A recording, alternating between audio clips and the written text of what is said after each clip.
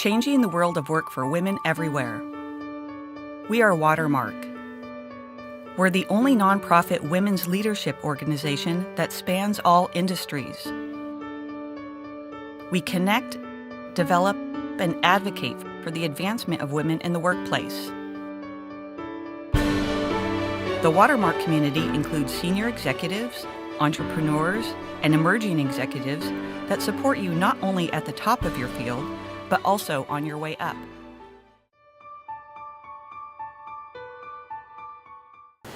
So tonight I want to tell you a little bit about what's this book all about, what prompted me to write it, who were some of the more interesting characters that end up in the book, and how did Melissa get in it?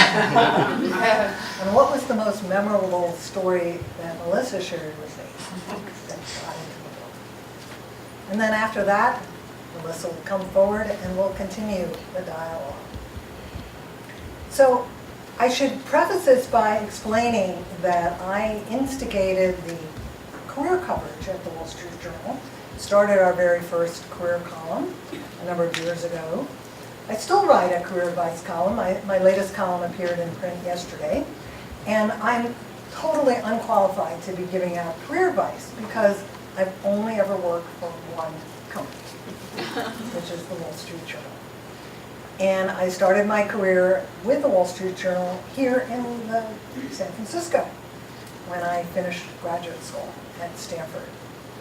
It was over 40 years ago, and when our daughter entered the workforce in the year 2008, I thought it was important that she understand what she was getting into, and that she should give credit to the women who came before her, whose shoulders she was going to be standing on.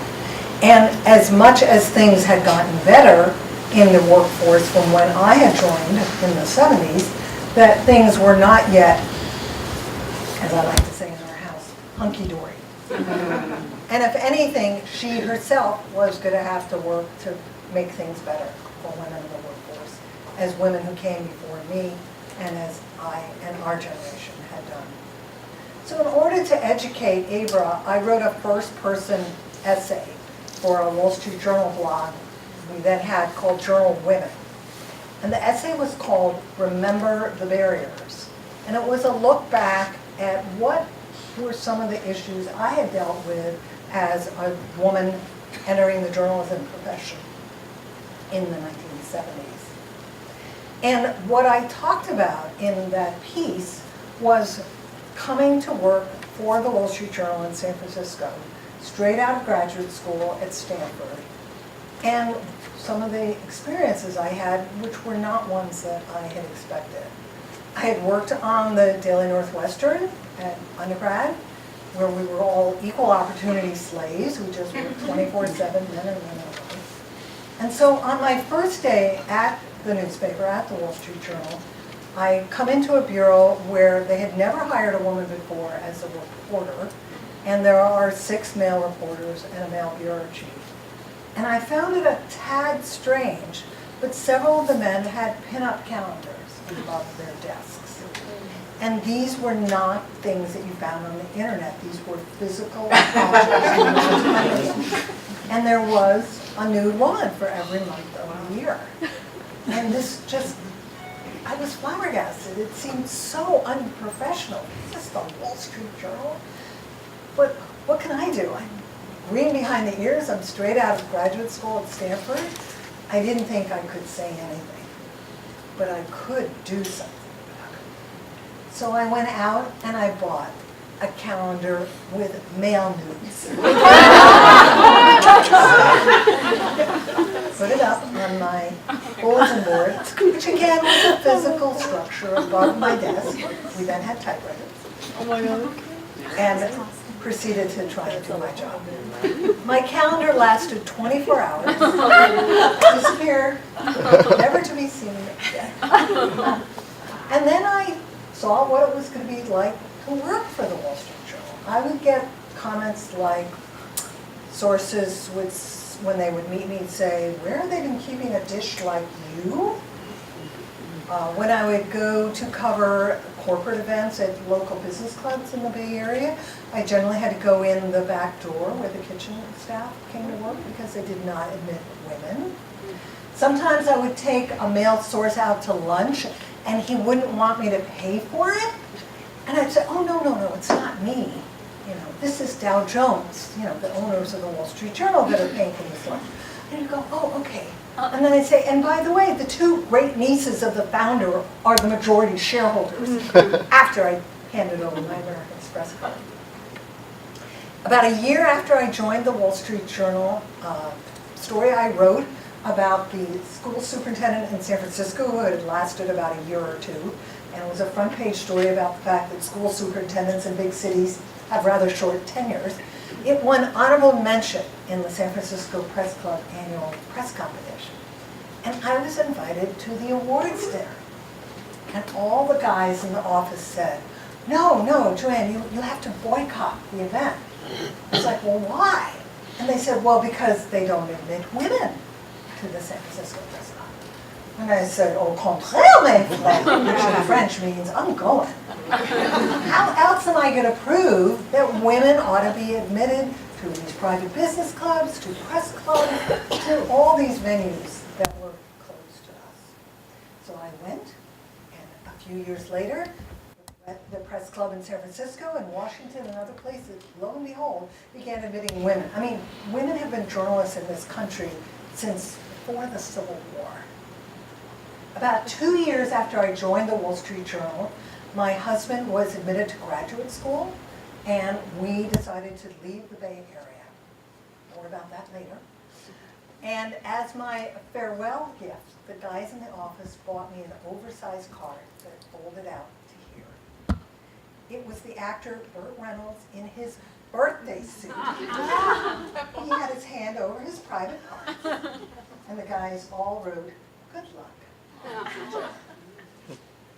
Well, I got a huge amount of email reaction, as you can imagine, to remember the barriers.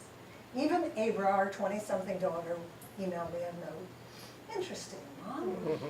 But I heard from a lot of women from all walks of life and in various stages of their careers who had encountered far worse issues with their gender bias than I had, even as much as I felt I had been treated wrongly. And it made me wonder, since I was already writing about management issues and CEOs, and had met a handful of women in the course of doing both management coverage and career coverage, that maybe there was a book. Maybe there was a book to be done at looking at women who had gotten further in their corporate careers than I ever aspired or would get, who had also had career setbacks related to their gender and had become better leaders as a result. And as it turned out, the women who I ended up interviewing for the book, while indeed had those kinds of experiences, the kinds of setbacks they experienced were much broader than that. They had to do with not only their professional careers, but their personal lives. And on the professional side, it had to do with trying to be successful at what it is that they had chosen. Getting hired when they got out of school, getting that first promotion, dealing with the turn down for the next promotion or the first promotion, getting fired, and having to deal with men who didn't want to work for them because either they'd never worked for a woman before, or they'd worked for one and they knew they didn't like working for one. As it turned out, I interviewed 52 high-ranking corporate executive women, Melissa being one of them, and nearly 2/3 of these women are experienced public company CEOs. People like Mary Barra, General Motors, Ginny Rometty at IBM, Meg Whitman, now of HPE, Beth Mooney, who was, as of 6 years ago, the very first woman to be CEO of a major US financial institution, and today, 6 years later, remains the only woman CEO of a major financial institution. Irene Rosenfeld, who just recently announced is stepping down, retiring as CEO of Mondelez International. And I, of course, participated in our coverage of that development. And the sidebar I wrote was looking at, where have we come from in terms of women CEOs of Fortune 500. It was very distressing to not only see how few there had been, only a couple dozen, since the first one in 1972, which was Katharine Graham at the Washington Post. But I also inquired, in getting these figures from Catalyst, how many of these handful of several dozen Fortune 500 female CEOs had been succeeded by a woman? Because Irene is not being succeeded by a woman. Who thinks it's more than 10? Raise your hand. Oh. So we need to work on this, those of you who are female CEOs. The youngest woman I interviewed for the book is an entrepreneur in the Bay Area, a woman named Claire Shih. She is the co-founder, at the time it was begun, of a company called Hearsay Social. She started it with another founder in 2009 when she was 27. And she got on the board of Starbucks when she was all 29. How did that happen? More about that later, too. When I met her, she was 9 months pregnant with her first child. I went to her headquarters, your typical startup, exposed air conditioning ducts and the whole works. And I said to her, well, so you're about to give birth to your first child? I hope you've got a good maternity leave policy. Funny you should ask that, Joann. She said, we didn't have one. But then I got pregnant and I formed a task force, and now we have 4 months paid leave. And I said, great. This company, you co-founded it, it's your baby. How long do you think you'll be able to stay home? She's an entrepreneur. She wasn't sure. So that was a Friday, and the following Tuesday she gave birth to her son and came back 3 months later. So give her credit. The oldest woman I interviewed for the book would have never ever admitted her age to me, so I had to go to my favorite source of research, the internet. A woman named Charlotte Beers, who is a brash trailblazer in the advertising industry. She came to be known as the Queen of Madison Avenue, was the first female CEO of Ogilvy and Mather Worldwide, which is a major advertising agency. And I discovered that on the day I interviewed her, she was 79, almost 80. Did not look a day older than 50. Invited me to come interview her in her elegant Fifth Avenue apartment, which faced the Central Park. And when I walked into her apartment, I was amazed. All around the outside of the living room were peach-colored couches. The walls were done in bold red. And above me was an 18-foot-high ceiling done in gold leaf paper. Looks like a bordello, don't you think? She said. That was Charlotte. Melissa Dyrdahl and I came to know each other not because of the book, but because of a career column that I wrote. This column that I started for the Wall Street Journal. And it was a column about how women developed mentors both inside and outside a company. And so when it came time to try and find women to cooperate for the book, and I did reach out to more than 70, and chose 52, not one for every week of the year, but 52 said yes. Melissa was one of those. And I wanted to share with you what I thought, to my mind, was the most memorable story she told me that's in the book. What she did was turn tables on a bad boss and come out ahead. She found herself in the early 90s in this rather awkward position. She was then a 30-something senior manager for Claris Corp, which was a unit of Apple at the time. Her boss was moving on to a higher level job, and several of her male colleagues said, Melissa, you ought to apply for that. Because moving up to the director level was going to be a major promotion. But you know what? There were 6 areas that she would have to be responsible for. And she only knew 4 of them. And so what she said to me is, I decided all on my own that I was not qualified and I somehow was not going to be able to do a good job. She basically sabotaged herself. At that point, almost all the leadership in the company was men, And she said, I think subconsciously that's another reason why I was hesitant. So I didn't throw my hat in the ring. The guy who got the job came from Apple. He only knew 2 of the 6 areas required. He was boyish, he was handsome, he had a turned up freckled nose, and he had big company experience, lots of charisma. But you know what? That wasn't enough. What a shock. And in fact, in 2 months after he got there, Melissa realized this guy was dumb as a rock. And this is what she said to me when I was sitting in Melissa's house. He doesn't work very hard. He shows up at 9, he leaves at 5. This guy has skated on his charm and his good looks. As she sees how bad a job this guy is doing, she suddenly realizes that, you know what? I can do this. And she said to herself, you can take what you know and still be a successful leader if you don't know everything. Guess what? That is absolutely true. And then after less than a year, this guy was gone. And then Melissa goes to a meeting with the vice president and says, I want the job. I can do it better than he can. And in fact, I can manage those functions I don't even know. And the vice president said, yeah, you're right. You can do the job. She gets promoted in 1992, and it becomes a crucial career milestone. She subsequently became an SVP at Adobe Systems, where her boss was the CEO. And by 2003, she's managing 250 staffers and a budget of over $100 million a year. With that, I would like to welcome my friend Melissa Dyrdahl.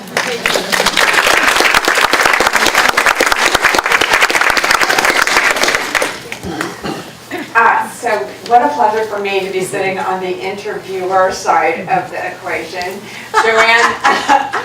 Joann is an amazing reporter and a tough interviewer, I have to tell you.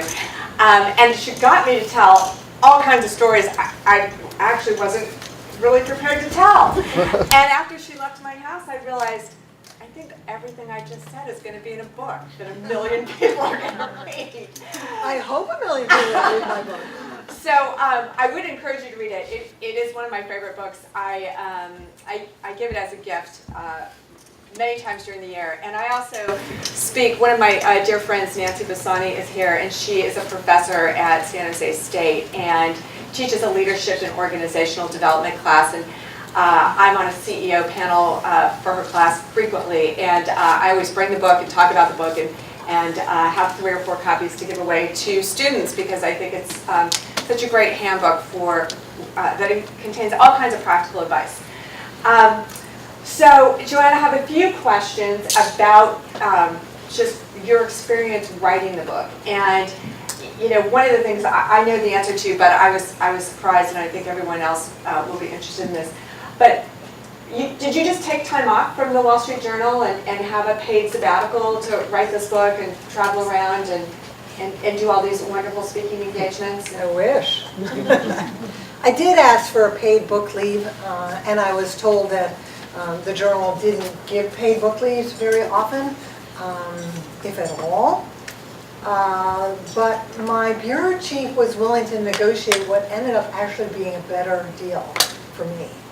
He said that what I could do was spend 2 days a week for 6 months working on the book, continue to get paid as if I were at the office, with one caveat, which is that I would be on call on those 2 days. And so if a big story broke, you know, if the CEO of Microsoft was stepping down, because I write a lot as a management report about CEOs coming and going, I had to drop what I was doing. And that actually worked out pretty well. And he continued as my bureau chief for about 9 months without saying that I had to stop. And at that point, I was about halfway through writing the book. And then my boss got a promotion, and I got a new boss. And I thought, you know, officially this is like done, but I'm not done. And so I'm not going to lie, but maybe I won't like tell the 100% of the story. So when the new boss comes in, I said, you know, I'm in the middle of writing the book. I'm pretty, you know, more than halfway done. And I've had this arrangement where 2 days a week I work from home writing the book. Before that I was reporting on it. And I'm on call. You know, is it all right if I continue doing this till I'm done? I expect to be done by the end of the year. I never said it was offered to me as a 6-month deal that kind of kept going, because the prior boss never said, time up. And the new bureau chief, again, was just wonderful. And so I did finish the book on that arrangement. I later met a couple of colleagues who had gotten book leaves, and it turned out they were unpaid. And so they basically, and they were kept on health insurance, but they had to go off the payroll, and it was only for 3 months. Well, there's no way I could have reported and written the book in 3 months. So I think I got the better deal. You did. And what about all the touring and speaking engagements that you've been able to do over the past year? Well, what's the question? Do you get, does the Wall Street Journal allow you to do that, and do you get reimbursed for your travel expenses? No, we have a very strict conflict of interest policy at the Journal. And not only was it made clear to me that I would have to use my own vacation time or comp time, I would have to pay my own travel expenses, but the ethics czar has to approve all my speaking engagements. And initially he had to approve all my media interviews, and the poor guy was doing nothing but answer my emails. And he did veto one media interview with good reason, because it was to be with a woman who was one of the people who endorsed the book. He thought that was, frankly, I think it was more of a conflict of interest for her than for me, but it was fine. So I said, can I, now that I understand why you vetoed that, can I use my judgment on the media interview? Fine. But he still approves all of my speaking appearances. There was one speaking appearance that I was offered where I was sure he would not approve, and it was a French bank where I was going to speak at their New York headquarters, and often I'm asked to sign a release form if there's videotaping. And so they sent me what I thought was a mistake, an NDA. And I wrote back and I said, didn't you mean to send me your video, permission slip? You sent me an NDA. And they said, oh, well, yes, all suppliers who come to our offices must sign an NDA. I said, number one, I am not a supplier. I am doing this for free. And I can assure you that my ethics czar will not allow me to sign a non-disclosure agreement. Why would I have to do that if I am not a supplier? They said, well, you might overhear something in the halls. Well, duh, I'm a journalist. I want to overhear something. Any case, so I wrote them back saying, I'm sure the ethics czar would not allow this. And then I checked with the ethics czar, and he said, yeah, of course we want to know what you overhear in the halls of that French bank. So they emailed me back within an hour, and I didn't want to open up the message because I thought, okay, fine. Yeah. And the message back was, okay, no problem, we'll see you then. So they really wanted me. That's great. So one of the things you mentioned in your opening remarks was that there were two women who stepped down from Irene being one of them. Yeah, Fortune 500 CEO ranks, which leaves us with under 6% of women leadership at the CEO level in the Fortune 500. Why do you think that is? And, I've heard, and I imagine you have too, and probably many people here have experienced that you get called to interview for either a CEO or a senior level role, and you can tell by the time you get done with the interview that you're just there to check off the box of we spoke to a woman. But you're not really a serious candidate. And the example that really stands out in my mind that's been in the news recently is with the CEO search for Uber. So, right, they're talking to Meg, and they need a female CEO, and all of their They talked to a lot of other women too, though, Melissa. Yes, exactly. But did they hire one? No. No. So, But I also knew that Meg would go in there with the exact conditions she attached that she did, knowing Meg, having interviewed her for the book, that there is no way she would have accepted that job with Travis remaining on the board and with this litigation outstanding. Right. I mean, I think why the ranks of women at the CO level have not gotten bigger faster is that it's a darn hard job, okay? And you kind of really want to do it. And frankly, there aren't a lot of men that want to do it either. It's just that women have started from a much smaller base, obviously, than men who have been COs forever and on. But I am one of these people who looks at life as being the glass half full, not the glass half empty. And I am encouraged by the fact that we're seeing some strong increases in women at the senior level, but below the CO level. But it's not anywhere near what it needs to be. But at least it's getting to be double digits, and it's still single digits. I think the other issue is because that pipeline at the senior management level is still relatively small, you don't have very many women COs who are stepping down, who are turning over the reins to a woman, because there aren't a lot of women to choose from.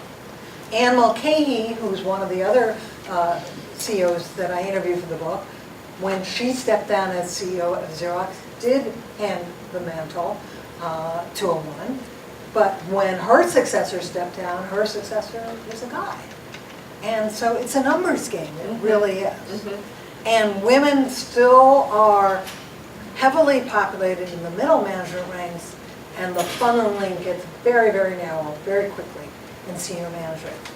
And we're not going to have significant number of women as CEOs until women in middle management are getting a boost in terms of those women who are in senior management, not only serving as role models, but as active role models.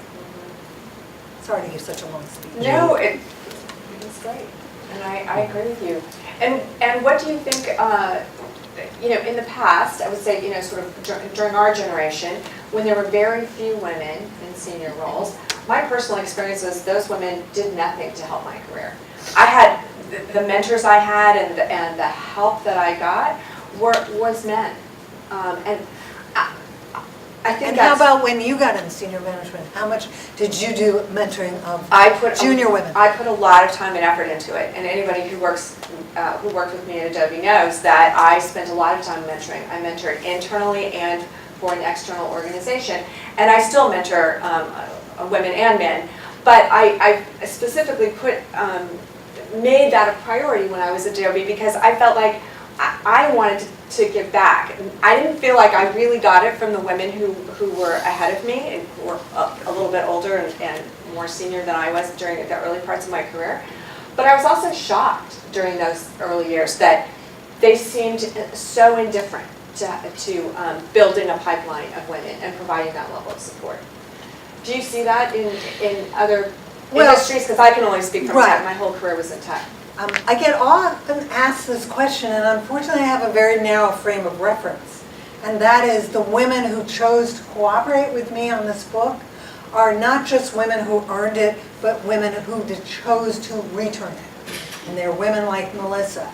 And often they're women who either had no female role models earlier in their careers or couldn't get support from those women for one reason or another. And it's generally not done out of deliberate oversight. It's done out of inexperience. And there's this great story in the book involving Sandy Peterson, who's the highest ranking woman now at Johnson & Johnson. Early in her career, she goes to work for McKinsey, the big management consultancy. And she, at that point, is the mother of a toddler and figures they will never hire her if she admits that she's a working mom. Because management consultants, as we all know, travel all the time, Sunday night to Thursday night. And so she doesn't bring it up, and nobody asks, and she gets hired. And she joins an office where there are a number of women who are management consultants, and she's so relieved because she will get support. And she doesn't get any support from these women. And it's not out of spite or because these women felt that they did it themselves and she should have to go through the same school of hard knocks. It's because none of the women there were mothers. None of them had children. And so when she asked for guidance on how do you make this work, she got nowhere. And fast forward, much further in her career, when she joins J&J, coming from a European company where she'd spent only about a year or so after staying home for over a year to care for her dying husband, she decides that the advancement and mentorship and sponsorship of women is going to be her personal priority. And you'll see this quote from her in the book when I said to her, why is this so important? And she says, because, by the time I'm done here, we're going to see a significant, if not half, of the women in senior leadership, of the people in senior leadership being women. And I said, really? So when are you going to be done here? She says, I don't know, it's a work in progress. So she holds every member of her team personally responsible for identifying and coaching high potential women, making sure they get challenging assignments, and then she tells these direct reports that they in turn have to hold their direct reports accountable.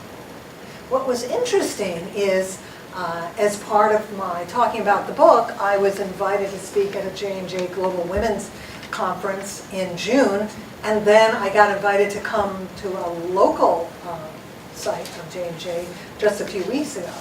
And I asked some of the women I met at both of these events, Sandy Peterson sets this wonderful role model, as does your CEO, gender, diversity and advancement of women. It's a very important, issue, obviously, for people at the top.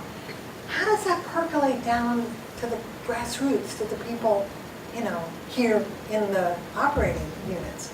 And it was interesting the answer I got, which is it all depends on what part of the company you work in. If you're in HR, yeah. If you're in tech, if you're in this little startup unit, so-so.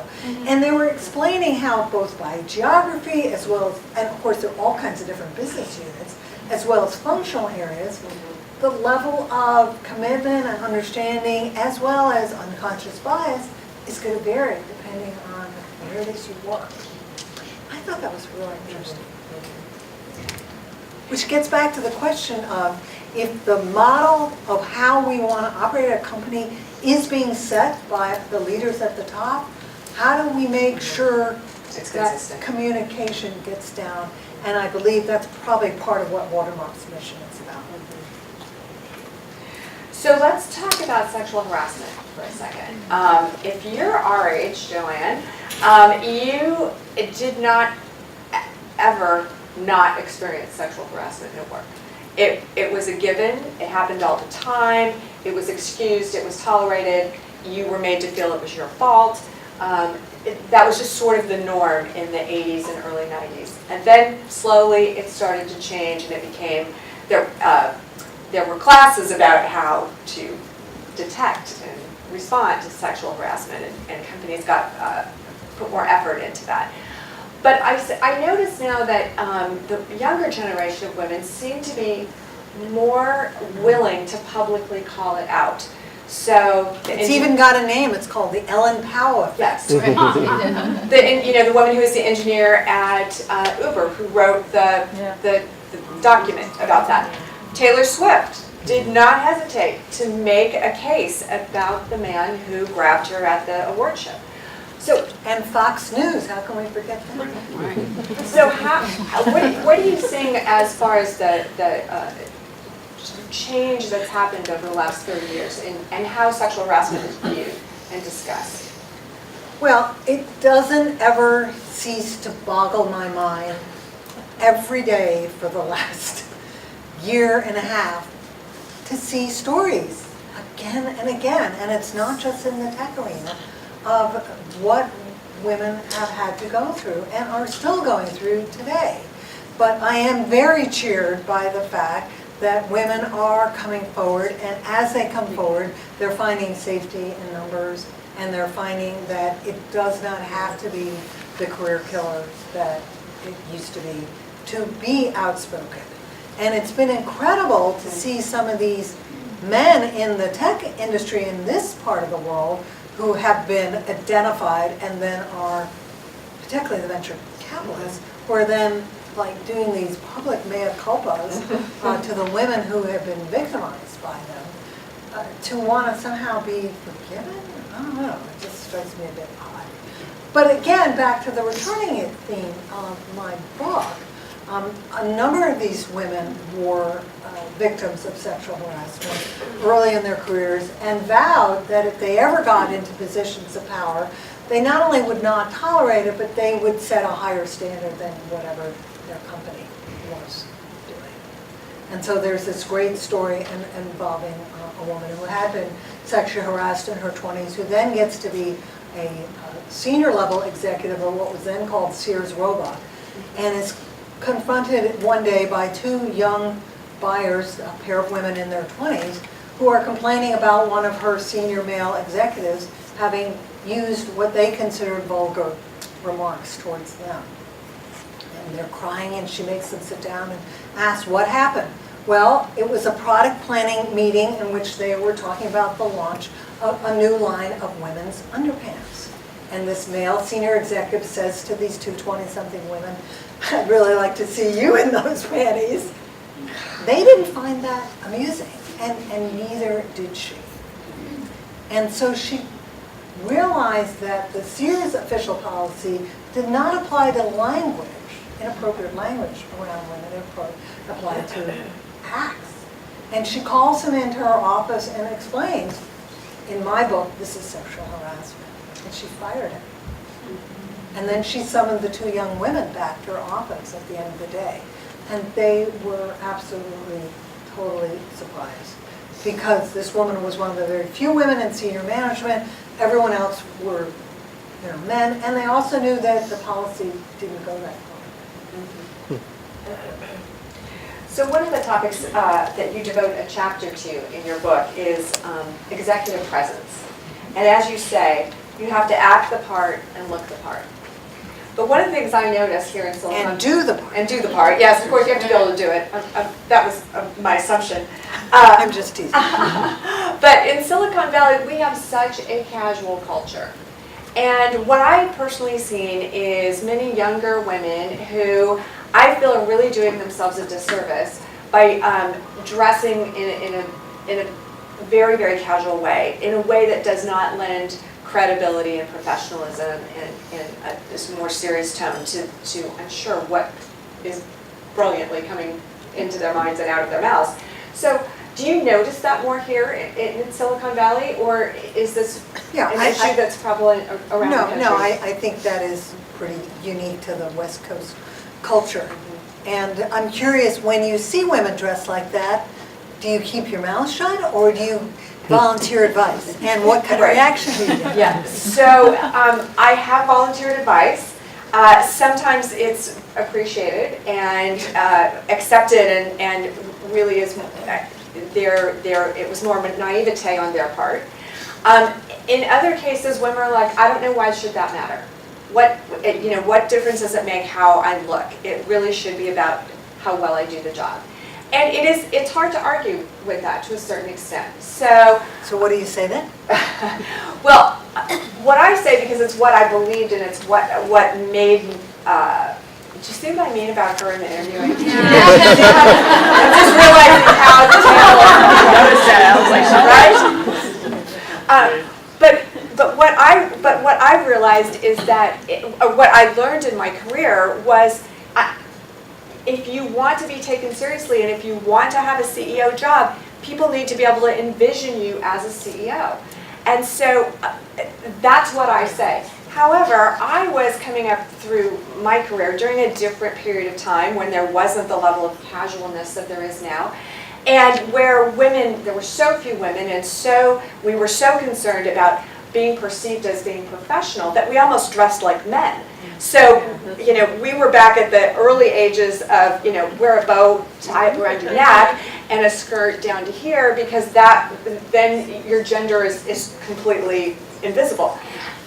So on one hand, I love how far women have come, but on the other hand, I think we all have to be careful about where is that pendulum and what works. Obviously for you, it's important to be authentic, but you also need to think that what you look like is what you're presenting to the world. Exactly. And there's this great story in the book involving Penny Hersher, who is a veteran of the tech industry, who, as part of her returning it, does a lot of coaching of would-be entrepreneurs. And this, again, 20-something comes to her office and is wearing not a t-shirt and jeans, but not much fancier than that.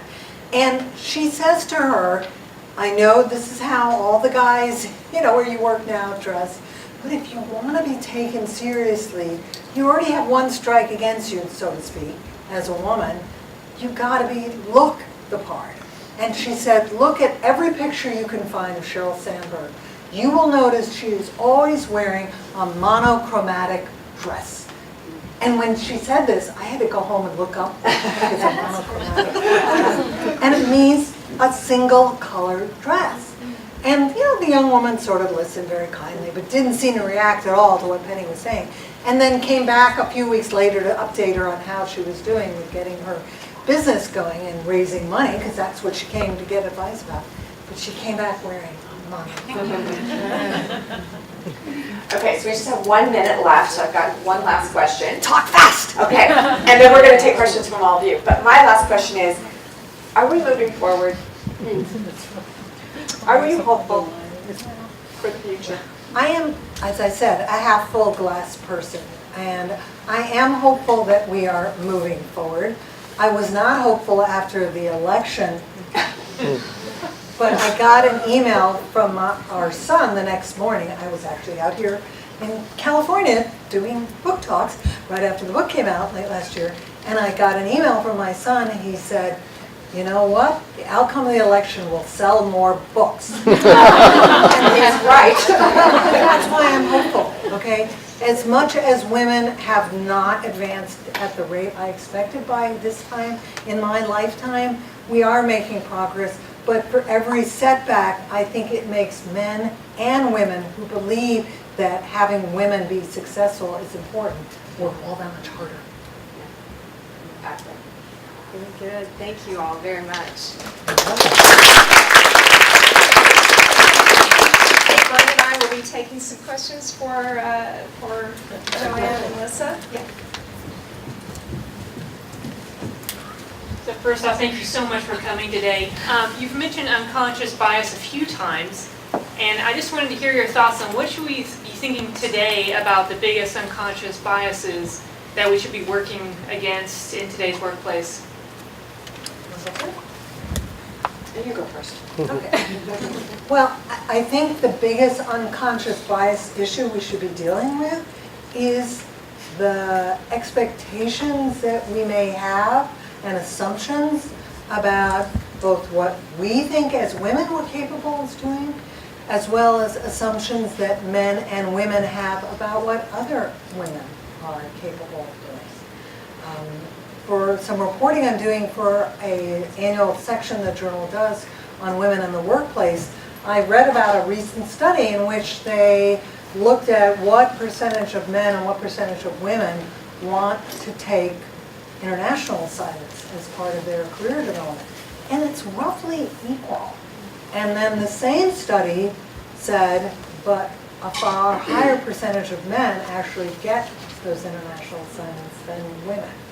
Now, why is that? Is that because women are not raising their hands? Possibly. Or is it because there's this unconscious bias? She's got a husband, she's got young kids, she's probably not going to want to take an international transfer. And we have to get past these unconscious biases to open up our minds to other ways of thinking. And I talk a lot about the importance of companies mandating unconscious bias training in the book, because there are several in the Bay Area that do so. But as I've spoken about the book around the country, and often on college campuses, I've come to realize that by the time you get in the workforce, it's a little too late to be getting unconscious bias training.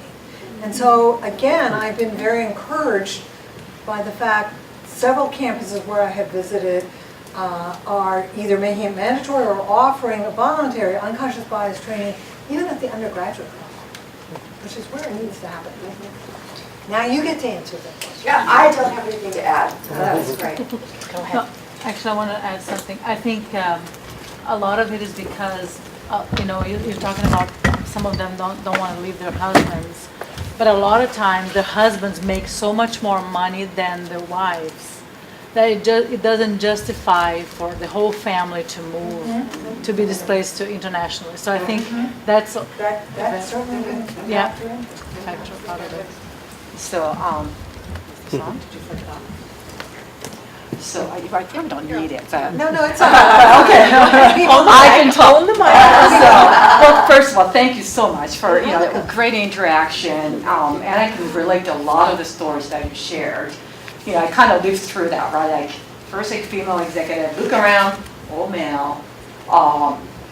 Mentor, yes, finally I find a woman. She has a stay-at-home husband, who take care of the kids, or never had kids. And I'm thinking, I can't relate, I have kids.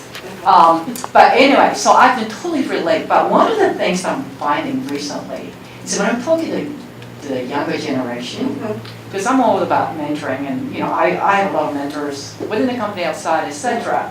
One of the things that I'm finding is that they are becoming, in a way, smarter than the way I was, which is constantly thinking about how do you break the barriers and get ahead. They're stepping back and saying, you know what? I think there's more to life than just work. I want to have kids. I want to travel. So I feel the next generation, the values are changing. In some ways, I say, great, you're more balanced. But do you see that change with the people you talk to or in your corporation? I'm just curious. Well, I've spoken at several dozen companies over the last 9-10 months, and these women that I'm meeting all, for the most part, seem pretty committed to their careers. I guess because they're coming to the event to hear about the book. So again, it's a narrow sample of the universe. But I also think even while I was going through my career, I met women who sometimes dialed back, stepped off the work track, stayed home for a couple years, came back. Some of the women I interviewed for the book worked part-time, or in some cases, like in Sandy Peterson's case, stayed home for over a year with her husband, who was very ill. And at one point, after she'd been home with him for over a year, she was asked to interview for a job with Bayer AG, where a big healthcare company in Europe. And she didn't want to go for the interview because she felt very important to her to be caring for her ailing husband. And he said to her, Sandy, if I beat this and I recover, you're going to get kind of bored staying home with a 16-year-old, right? They have one child. And if I don't make it, you're going to need to go back to work and support our son. So I think you ought to take the interview. So she did, and accepted the job a few weeks after he died that spring. And went to work for Bayer for not very long, and then came to J&J. But because of that, in addition to becoming very committed to increasing the status of women, she's also very sensitive to the fact that sometimes people have to pull back and step back from work because their personal life intrudes. And there's this great quote from Sandy in the book when she sees one of her staffers dealing with a family crisis. She says, go home, take all the time you need. I don't care how long it takes. You come back, when you can. Your job will still be here. Because she lived through this herself. And that is, again, one of the more amazing things about these women that I met for this book. So many of them had personal crises, either a very ill husband or a husband who died, or they battled breast cancer. I don't know how many of you know Carol Bartz, another woman that I interviewed for the book, who, a month after she is made CEO for the first time, is diagnosed with breast cancer. And she tells this really disheartening story in the book where she decides to hold a news conference, her very first one as CEO of a public tech company, where she is letting the world know at a tech industry conference that she has breast cancer. And so she says at this news conference, I will be going into the hospital for surgery tomorrow. Are there any questions, she asked, the assorted member of my esteemed profession. One young man raises his hand. What do people think was his question? Shout it out. Is there anything we can do for you? Okay, another idea. Who will take over? Which would be a logical question. Who will step in while you're... No, his question was, which breast? Oh my, no way. Yes. Now, those of you who know Carol Barnes know she does not do breasts, right? No, she doesn't. So I was dying to know, oh my God, what was your, Brilliant comeback. brilliant comeback, right? And this is not in the book because it's not, very nicely worded, but I said, did you ask him if he had, cancer of the... Because that would have been a Carol Barnes kind of response. And she said, no, Joann, I was just like so flabbergasted. I said, next question. Speaking of which, we've got one more. So back to thank you for everything, this is really wonderful, but back to the training back in college about the unconscious bias thing, kind of speaks to the announcement that was just announced today with Secretary of Education Betsy DeVos changing the rules around sexual assault. I'm I don't sorry, know if I you didn't heard- see you that. didn't- I'm okay. busy promoting the book. What did she say? She is basically making it harder for women to, press charges, against, making it harder for victims of sexual assault, essentially, In colleges or in any in level? colleges. So I just was wondering if you had heard about that and had anything to comment on it, because it just feels like we just went back, we just regressed decades. Right, but look at whose mouth it came out. Yeah. I think it's going to invite a lot of litigation, would be my initial reaction. Yeah, she was saying that the laws are too hard on those, not the laws, but those being accused of the assault. Colleges are being too tough on those, the suspected. Anyway, another question over here. And what happens when her daughter is sexually assaulted her freshman year of college? Do you think she will change her tune? No. I don't even know if the woman has a daughter. Between the Carol Barts and that, any comments on Fox News and the cascading cultural collapse of a world that was built upon female discrimination combined with the election? It seems to maybe women of our age that the intensity and the bald-faced discrimination has accelerated in the past year or two, or maybe it's just more exposed. And I'm curious about your thoughts, sort of the shift in the zeitgeist here. Maybe we were more polite 3 or 4 years ago, and now we're dealing with reality. Well, I also think there have been a fair number of heads that have rolled at Fox because of the sexual harassment and abuse scandal there. So there is a small modicum of justice in the world. And by the same token, as I was saying, the outcome of the election, I think, has mobilized, and is one of the reasons Paradigm for Parity has gotten so many CEOs to sign up, because people are trying to, in their own small way, make things better. Because frankly, there are many, many studies that suggest the more women you get into senior management, the more women you get on corporate boards, the better shareholders do.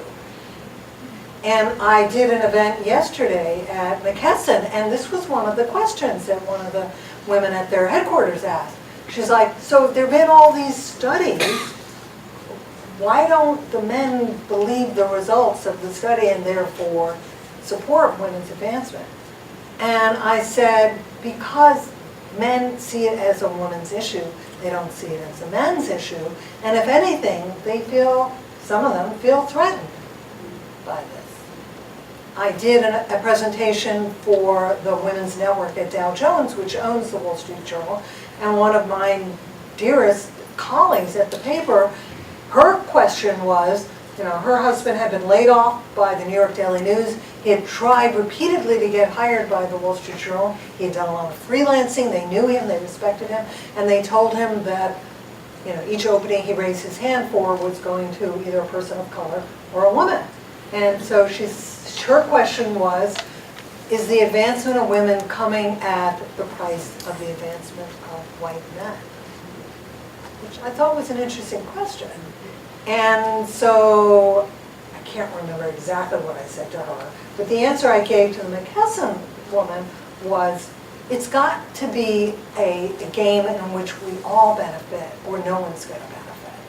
And so when Doug Conant, who is the former CEO of Campbell Soup, has this enlightenment and decides to become a much more aggressive proponent of women's advancement, he suddenly goes from having 1 or 2 women on his immediate reports team to multiple women, and the guys on his team are feeling threatened. Big surprise. Because he's got diversity as an agenda item every week on his staff meeting, his senior team. And so I quote him in the book as saying, a couple of his male direct reports say, is there going to be any room left for me at Campbell Soup? You're promoting, you're hiring women. He'd hired Denise Morrison, who ends up succeeding him. After over 100 years, the company that sells overwhelmingly to women is run by a woman. And Doug's answer to the men is, the women who are being promoted and the women who are being hired are going to be judged on their performance, as will you. And if you don't like it, you probably should look around. And a couple of the guys quit. And at the end of the day, men need to believe that to the extent that women are successful, it's good for their careers too. And men have to be working on this as diligently as well. Joann, thank you very much. Oh, sorry. That's okay. When I came to Silicon Valley almost 30 years ago, there were not a lot of women in technology. In fact, Carol Barks was one of the few when I was at Sun Microsystems. And I thought, okay, this is going to get better. And we fast forward to 2017, and we haven't talked about the infamous Google memo about women shouldn't be in engineering. So it seems that things have certainly not gotten better. In some ways, we've regressed. What are we doing wrong? What do we need to do to change that in the future? I see my daughter, who's in her early 20s, having the same issues that I had at that age, and we should have learned and we haven't. And is she in tech as well?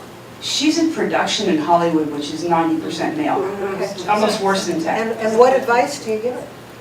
I told her to take advantage of the fact that she's often the only female in the room, because that makes her stand out, and to have male allies so that when someone ignores her, that to basically get them to say, oh, did you hear what she said? Exactly. And do that.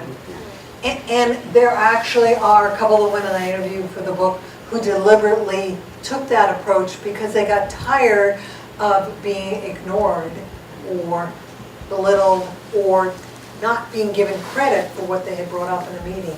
And so if they knew there were going to be at least one other woman going into the meeting, the 2 women would make a pact and agree that if this did happen, a male participant stole their credit later in the meeting, the colleague would say, John, I'm so glad you endorsed what Sally said at the outset of the meeting.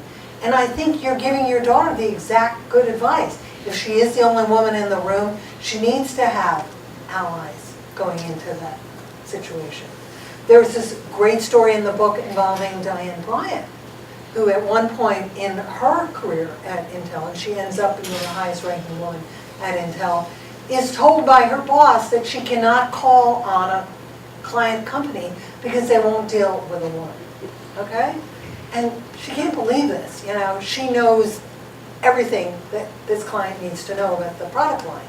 And when the meeting is over, one of her peers, who happened to have been in that meeting with her boss, takes her aside and says, that's not right, that's not fair.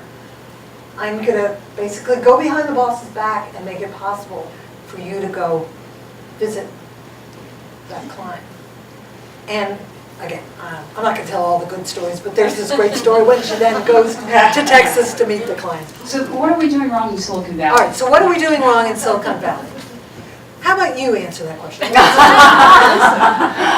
I didn't write the book.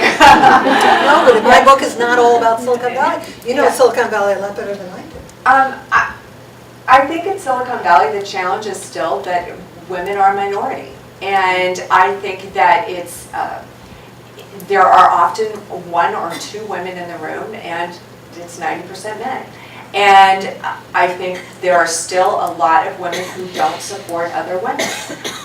There's a special place in hell for those women as far as I'm concerned, but that it happens. And I think some of it is unconscious, and it's self-preservation, because you're trying so hard to survive and survive, let alone thrive, in an environment where you're not taken seriously, you're dismissed, you're ignored, you're, everyone walks out of the room and goes into the men's room and makes a decision and comes back and informs you. I can't tell you how many times I had that happen. So, And then what did you do? I just looked at him like, well, I couldn't really participate in that, could I? If y'all are going to go talk in the men's room while y'all standing around the urinal, what am I supposed to do? They didn't realize they were doing it. Yeah, so what did they say? They said, oh, sorry. And then did they stop doing that? One or two men became aware that that was happening, and so they would say, we're going to stop this conversation until after the bathroom break. But those guys are few and far between. I don't really want to bash men, because I've had some great men mentors, and there are men that are actively trying to support women and move this issue forward. But I think And that's the key to your question. Yeah. Okay? Men need to be educated, and they need to be educated about their elite status, especially white guys, that they are part of a privileged class that is one that excludes people of color and excludes women in ways that they probably do not recognize. like when they all go to the men's room. Like when they all go to the men's room. So I wrote a story a couple of years ago about corporate boards where a majority of the members were women. And the lead example was about Avon, where once women dominated the board, they ended up having the board meeting in a room where the ladies' room was right outside the door, and the men had to go down the hall, past the elevator on the other side of the building. So it all kind of depends on who's got the balance of power. And so while women remain in the minority, whether it's at lower levels, middle levels, or upper levels, you have to have alliances with men. You really do. And so I think your advice is spot on for your daughter. Apropos to our daughter, she ends up going into a field that's heavily dominated by women. She works for an organizational consulting firm that is a for-profit company with a social mission, and I think it's like 85% female. And so, I don't even, has she finished reading the book yet, Mike? This is my husband. She can't really identify with a lot of what I share in the book because she hasn't experienced it. Good for her. So I have a question from Melissa. Here. So you mentioned that you're very active in coaching women in your company around and outside of your company as well. And we talked about the clothing issue. But in addition to that, I would be curious, what advice would you give us, and given all of what was just discussed, especially if someone, and we talked about some women not even wanting to get up to the C-suite, but if you have those young aspiring women who do, what advice do you give them? A lot of it is situational. So I will give you a couple of broad kind of general statements. But a lot of the mentoring I do is really women talking about a particular situation that they are challenged by in their organization. But a couple of things I'll say in general is women tend to apologize way too much. Mm-hmm. So you rarely hear a man start a sentence that says, "I'm sorry, but..." Start listening. You can count the number of times in a week on one hand that you might hear that. Secondly, we ask if we can ask a question. Instead of just asking a question, I do this all the time. I would say, "Can I ask a question? Like, why do I need somebody's permission to ask a freaking question?" So there's, I think these are verbal tics that we have and ways of communicating that we have learned in our cultures that don't work for it. They don't serve us in the business world. I also think women often don't pay attention to their body language, and Carol Bartz tells a great story about this in the book, which I won't tell because you need to buy the book and read it. And I'll be autographing when we're done. And I tell a story about it as well, which I also won't share, about one of my tips for dealing with it. But just in general, I will tell you, men love to take up space. That's what they do. They sit with their legs like this, and they put their arms out like this in meetings, and they put their feet up on the desk, and that's just a manly, masculine, male thing. Rarely do women do that. I'm not saying you should, but there is a message that gets conveyed by your body language. And I think we often, unless someone points it out to us, we're not even aware that we're not sending strong confidence signals, we're sending kind of weak and submissive signals. I would also urge, if you don't have something like this at the company where you work, I would also urge you suggest that the company create a shadowing program. I wrote about this in our Women in the Workplace special section last year. And the idea of a shadowing program is that a lower level, high potential woman gets assigned to a senior level guy or a senior level woman for not a huge long period of time, maybe a couple days. But they get totally immersed in what that role entails, as well as understand what is the proper way to conduct yourself in a meeting of really high-level people.